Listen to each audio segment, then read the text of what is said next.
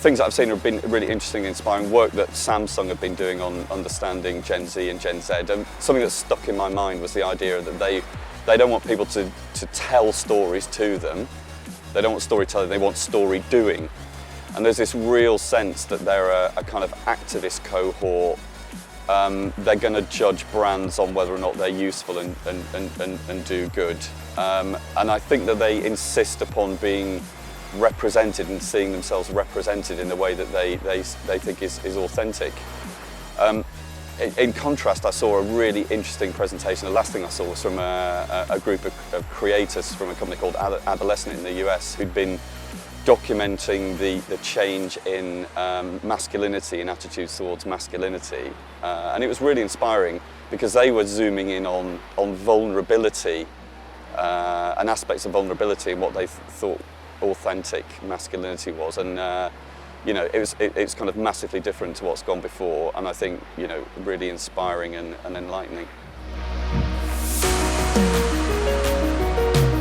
Well, I think we're in part powered by marketing kind of waking up to this kind of activist cohort in Gen Z, Gen Z. I think there's a bit of a wake-up call really that some of the things that marketing is going to need to do to connect with them are going to have to be different. It's going to have to be more purposeful. It's going to have to be more collaborative. And I think that kind of goes through, everyone's kind of top channel choice for kind of connecting with that group, influencer marketing. I think that's going to become less of a kind of badging exercise and more of a collaboration.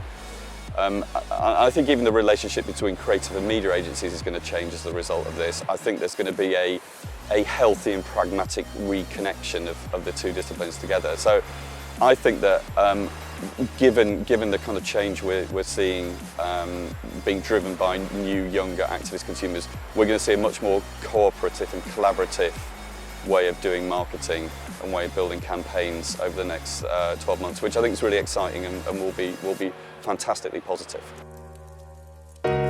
Saw a fantastic presentation from a company called Soul Machine, who've been working with our client P&G to build out a supercharged virtual assistant. They're calling it a human OS. They're basically putting a face to AI, and they're creating an intelligent system that can build a connection between humans and computers, in part through understanding non-verbal communication, so facial expressions.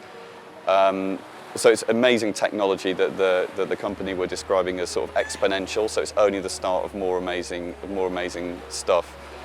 What I really liked about it was that they were solving a very kind of human issue, which is people's feeling of kind of intimidation in skincare retail environments because they're become so complex and sophisticated.